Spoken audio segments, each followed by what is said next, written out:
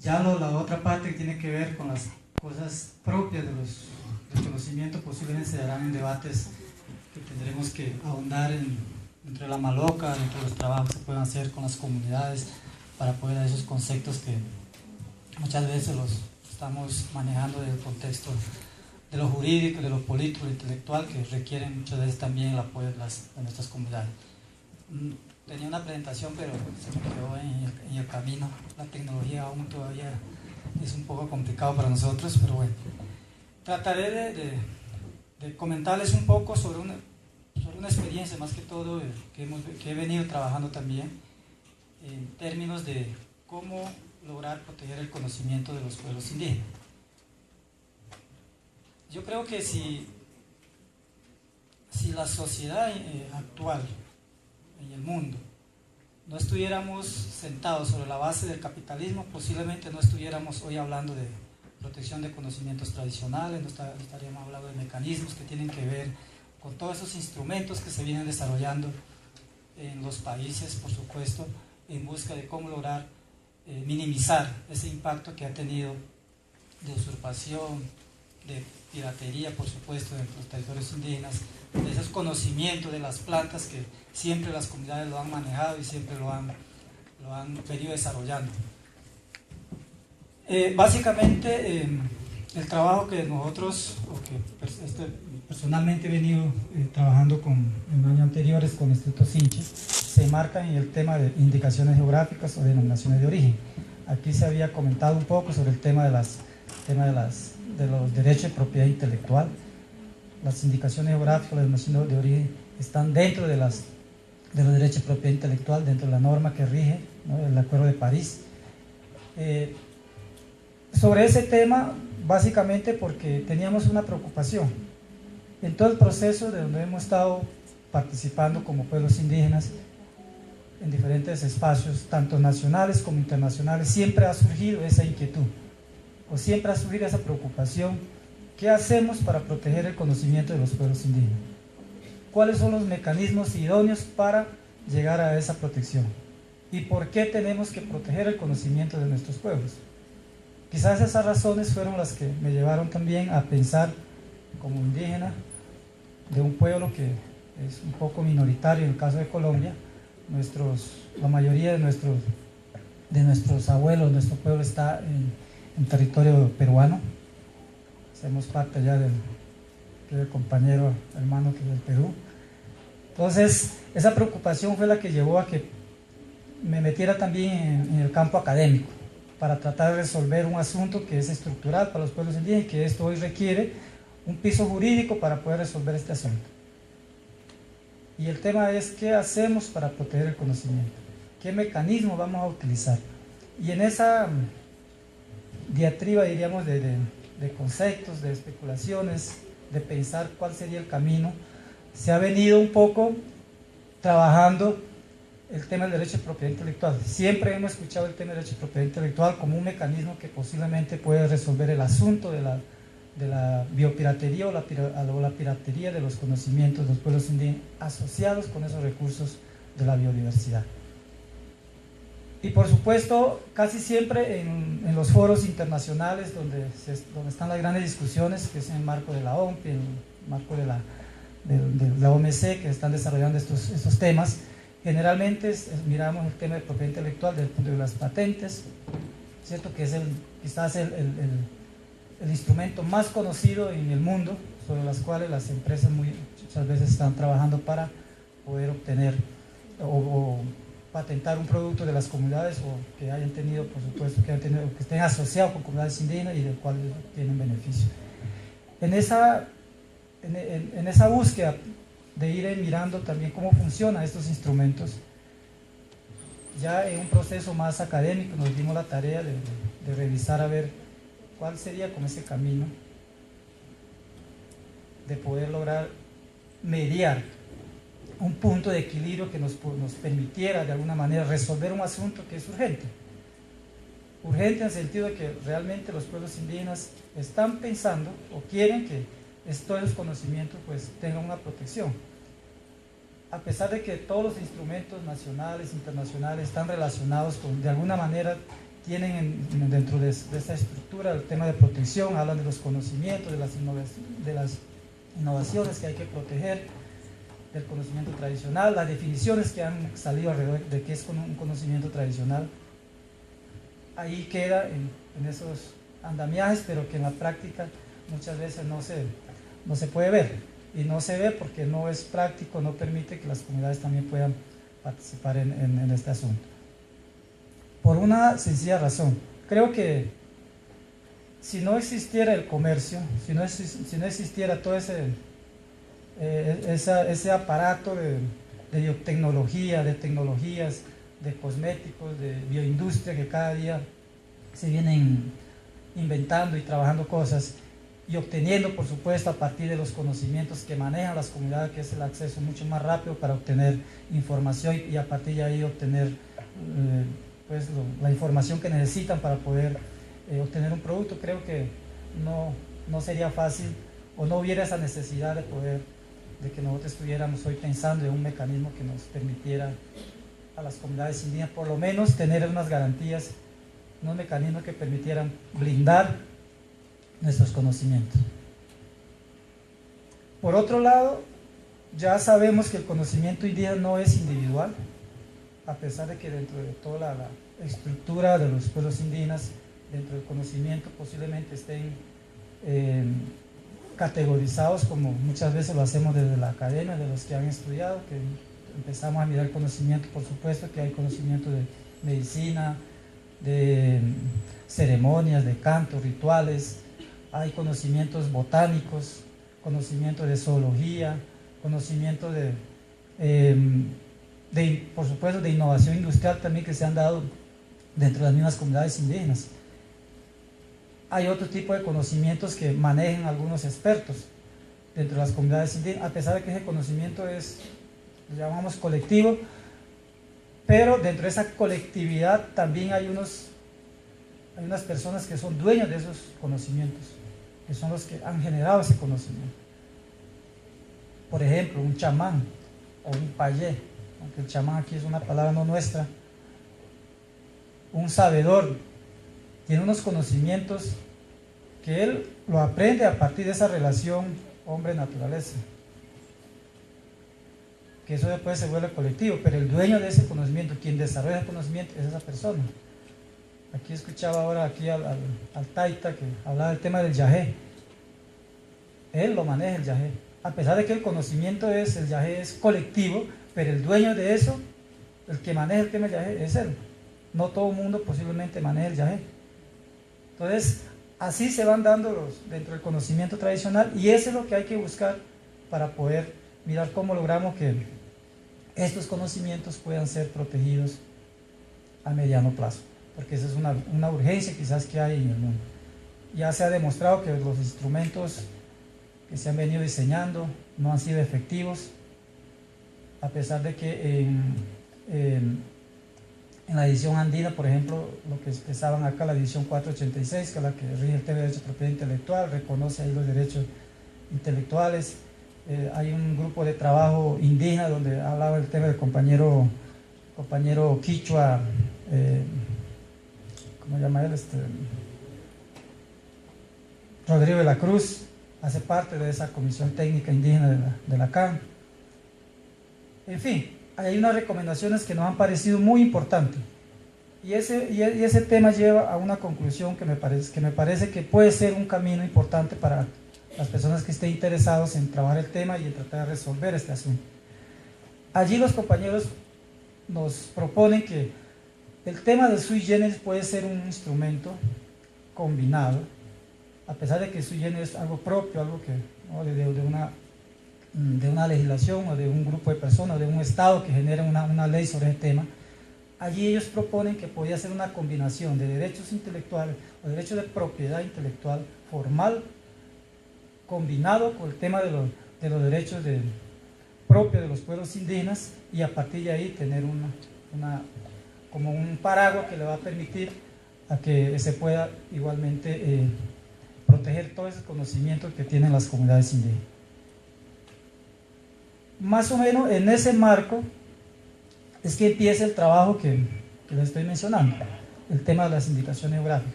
Es un tema que aquí en Colombia muy poco se ha hablado del tema, quizás en otros países tiene bastante acogida o está más desarrollado, pero en el caso de América, del continente, hablemos claramente, muy pocos países han visto esa vía para tratar de proteger el conocimiento de los pueblos indígenas relacionados con temas de la biodiversidad.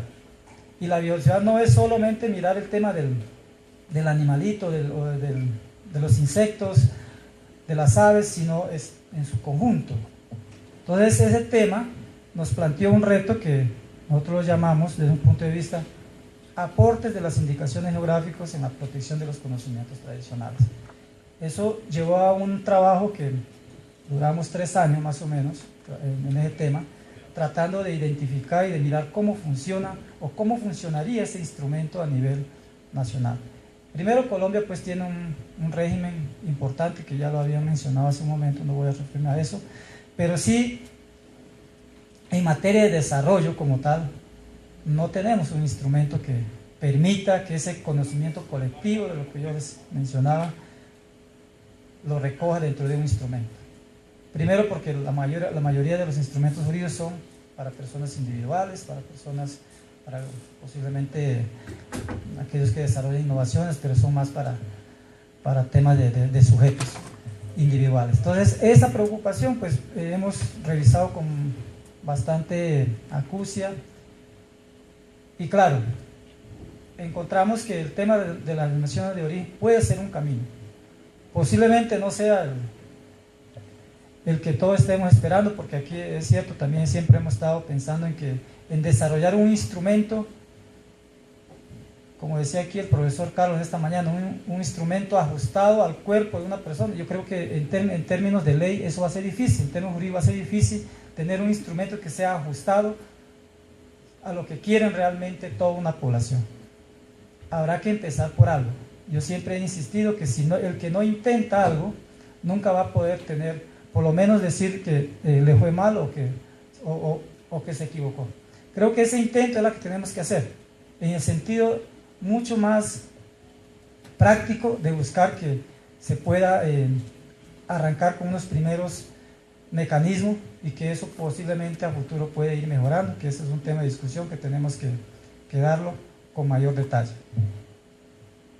Entonces en esa dirección el trabajo que hicimos en el instituto fue realmente revisar un poco todo el tema de denominaciones de origen, cómo se obtenía, dónde nace, tiene todo un historial. No voy aquí a hablar del tema de historia de denominación de origen, porque eso tiene un origen europeo, eso nace en Europa con el tema de los vinos, etcétera, etcétera.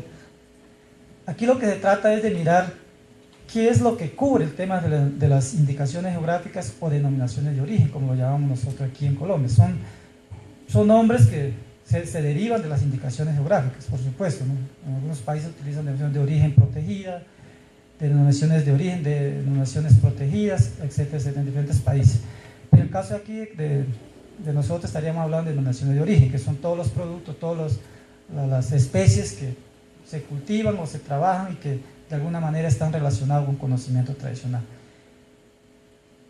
Aquí hay una particular muy importante del tema de las denominaciones de origen o indicaciones geográficas, es que este tiene 3 aspectos básicos que es importante resaltar. Por un lado, cuando usted obtiene una denominación de origen para un producto o varios productos, usted está protegiendo todas las especies que están relacionadas con eso, ¿cierto? Son las especies que se está protegiendo.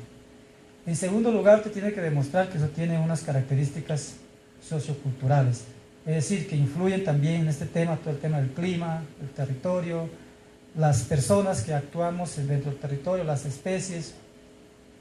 Eso es un punto importante porque permite que podamos registrar todo ese conocimiento que maneja las comunidades alrededor de esas especies.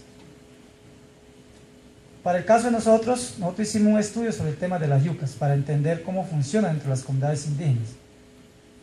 Y eso llevó a que trabajáramos, hiciéramos un inventario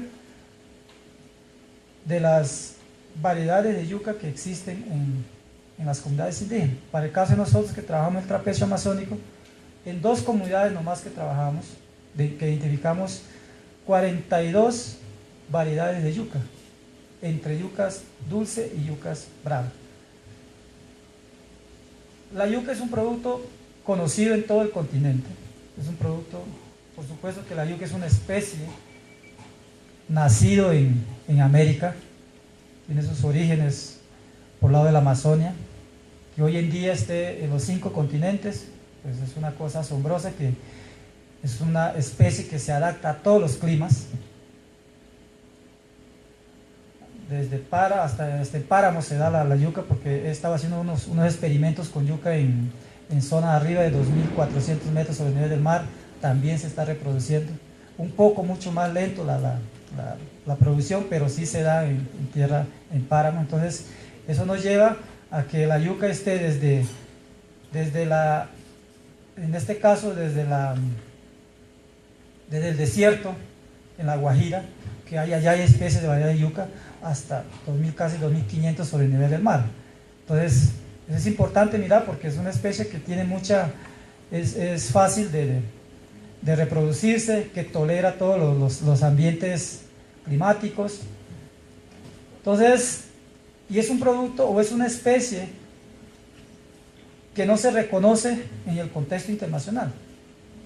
Lo vemos como cualquier otra especie de entre los pueblos indígenas, ¿cierto? Como cualquier otra especie productiva o producto que uno recoge en el campo o en la ciudad, en los mercados para consumir, pero no le estamos mirando todo el valor cultural que tiene las variedades de yuca en el contexto de los pueblos indígenas. Para el caso de los amazónicos, la yuca es una de las principales especies, la primera, diríamos, de las especies que se cultiva en la Amazonía o en la región amazónica. Está ligado también a un acervo cultural, hace parte de la cultura de los pueblos indígenas. Tiene toda una cosmovisión alrededor de la yuca. Para algunos pueblos la yuca es considerada la hermana, ¿cierto? La hermana, la familia, porque usted para donde va viaja con ella, es parte de su familia. Hemos encontrado, por ejemplo, en algunos casos, como el tema de los hermanos huitotos,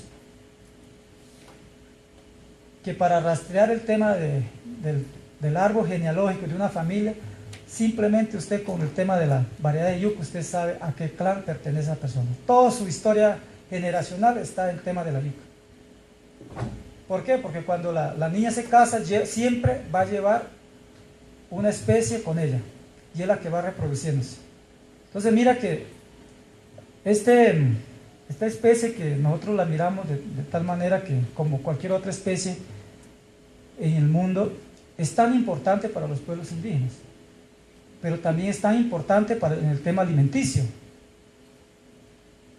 Más de 1.000 millones de personas en el mundo consumen el tubérculo de la yuca, o la yuca. Eso es importante.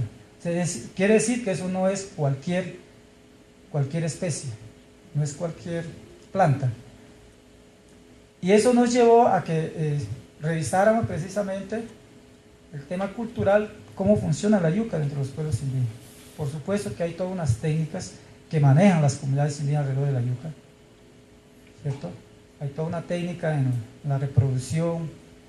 A partir de la yuca, la mayoría de los pueblos amazónicos han construido instrumentos de preparación y de transformación del tubérculo de yuca. Y la pregunta es que ¿acaso no es ciencia lo que hacen nuestros pueblos cuando extraen el caldo o el agua de la yuca, del cianuro de la yuca amarga, y transformarlo en alimento? Esa es toda una ciencia, es todo un descubrimiento que han hecho las comunidades indígenas en todo el proceso de aprendizaje, ¿no? De adaptación que se ha dado.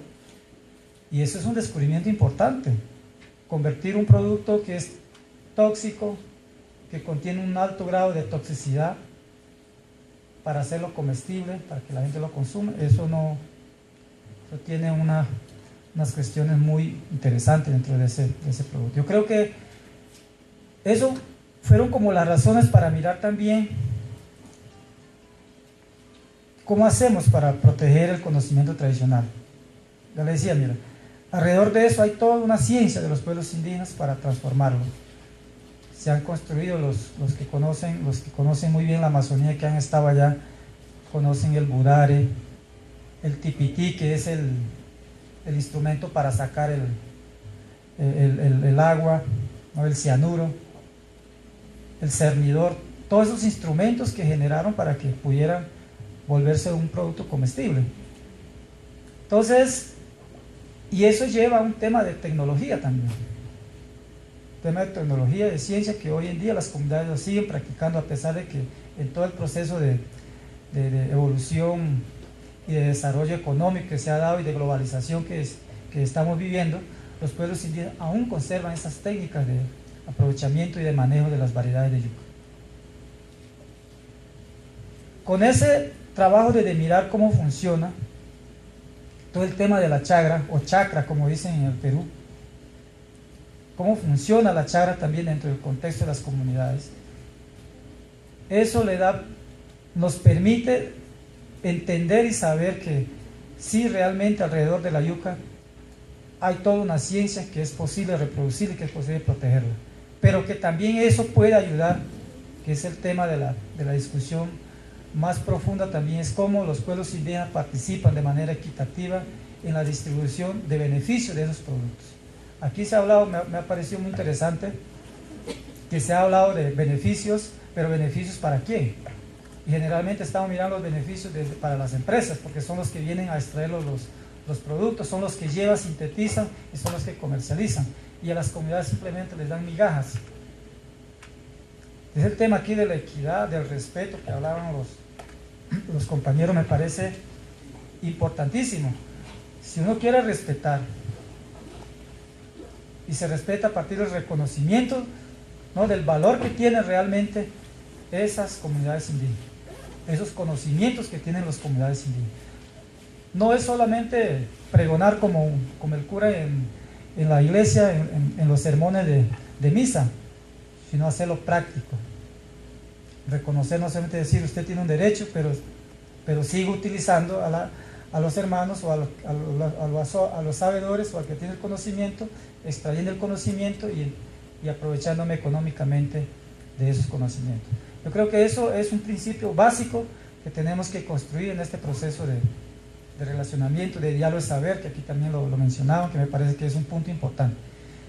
Y el diálogo de saber tiene que darse en esa dirección, en igualdad de condiciones. No puede haber diálogo de saberes entre una ciencia que se reconoce como ciencia y desconoce el otro conocimiento, la ciencia indígena, como algo que simplemente es un bagaje cultural, ¿cierto? Que es simplemente un conocimiento que permite obtener ciertas cosas, pero no le estamos dando el valor que realmente se merece, que es esa igualdad de conocimiento en el cual debemos, creo que, conversar. Entonces, mira que el tema de las denominaciones de origen, para ya ir terminando, a nosotros, desde el punto de vista del trabajo que he venido realizando, me parece muy importante en este momento que se está planteando, para el caso de Colombia, un mecanismo de protección de conocimientos tradicionales, es que pensemos en ese mecanismo. Porque tiene todo ese tema de colectividad. Cuando uno se obtiene una denominación de origen, no se obtiene para una persona, es para todas aquellas personas que trabajan y que producen y que manejan esas especies. Yo en su momento a la Superintendencia de Industria y Comercio le planteaba por qué no trabajamos el tema de denominaciones de origen en Colombia. Si ese es un instrumento que ya existe, que lo tenemos que condicionar a lo que necesita el país, por supuesto hay que hacerlo. Sería un primer paso importante, porque no solamente estamos hablando para la yuca amazónico, estaríamos hablando para todos los pueblos, o bien podríamos delimitar por regiones, una denominación de origen por regiones, para obtener esa protección de los conocimientos que tienen las comunidades indígenas con esas especies que tienen su territorio. Adicional al tema del tema de yuca, también se hizo el inventario de las comunidades indígenas. ¿Qué productos son los que o qué especies son las que se están manejando? Encontramos en 5 comunidades que hicimos el inventario, ¿no?, el diagnóstico que hicimos, encontramos en 5 comunidades más o menos un promedio de 150 especies por comunidad que están manejando, todos los días tienen las chagras que lo están produciendo, y de esa gran cantidad de especies que manejan las comunidades, ya en términos más técnicos, el 70% de esas especies que se están manejando lo están llevando o tienen de alguna manera una relación con el comercio, o sea, lo están vendiendo, ya sea de forma natural, como en el caso de las frutas que se recogen en la selva, los llevan a vender, o en el caso ya de algunas otras especies que están domesticadas, como el caso, en algunos casos ya hay hasta camu camu, la gente está sembrando,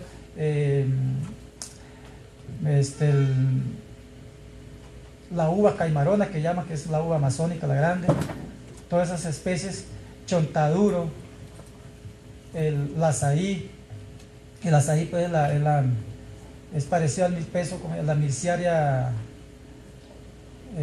no me acuerdo, no me siento en ese momento, pero es pariente del milpeso. Entonces, todos los productos están saliendo y lo están comercializando. El mismo tema de la yuca, pero en qué condiciones están participando los pueblos indígenas en este mercado global, que es también un poco la preocupación que tenemos. Es un asunto que se trata de resolver con todos estos temas de mecanismos de protección, no solamente para proteger, para que otros, unos terceros se apropien, sino también cómo hacemos para que estas personas que esperan tener unas mejores condiciones de bienestar puedan, a partir de lo que tienen, poder mejorar también sus condiciones de vida. Creo que esas son como las situaciones que se presentan y que tenemos que buscar una forma de resolverlo. Creo que era eso lo que quería plantearle a ustedes. Muchas gracias por esta invitación.